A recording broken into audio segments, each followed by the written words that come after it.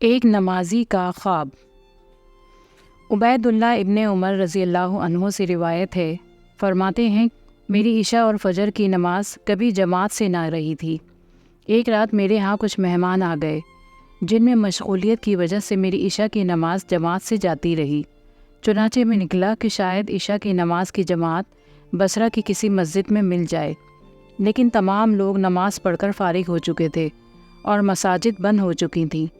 پھر میں اپنے گھر لوٹ آیا اور میں نے سوچا کہ بلا شبہ حدیث پاک میں آیا ہے کہ جماعت کی نماز فضیلت رکھتی ہے، اکیلے پر 27 درجے۔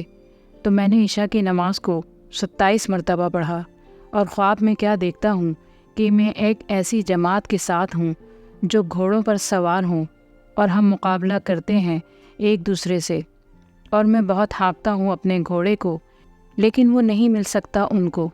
پھر ان میں سے کسی ایک نے کہا کہ نہ تھکا تو اپنے گھوڑے کو، کیونکہ نہ مل سکے گا تو ہم کو۔ میں نے کہا کیا وجہ ہے؟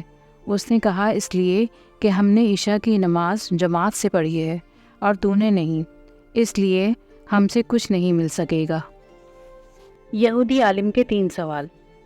ایک یہودی عالم نے مسلمانوں کے بھرے مجمع میں 3 سوال کر کے سب کو وسوسے میں ڈال دیا۔ سوال نمبر 1 تھا، اللہ ایک ہے تو اس سے پہلے بھی کوئی ہوگا؟ سوال نمبر 2، اگر اللہ ہے تو اس کا چہرہ کس طرف ہے؟ سوال نمبر 3، اللہ اب کیا کر رہا ہے؟ مجمع میں ایک 9 سال کا بچہ اٹھا، اس نے یہودی سے کہا گنتی گنو، 1 2 3 4، یہاں تک کہ اس نے گنتا رہا۔ یہودی نے گنتی گنی، پھر بچے نے کہا اب اسے الٹا گنو، 8 7 6، اور اس طرح 1 تک جا پہنچا۔ جب یہودی نے 1 کہا تو بچے نے کہا کہ اب 1 کے پیچھے کیا ہے؟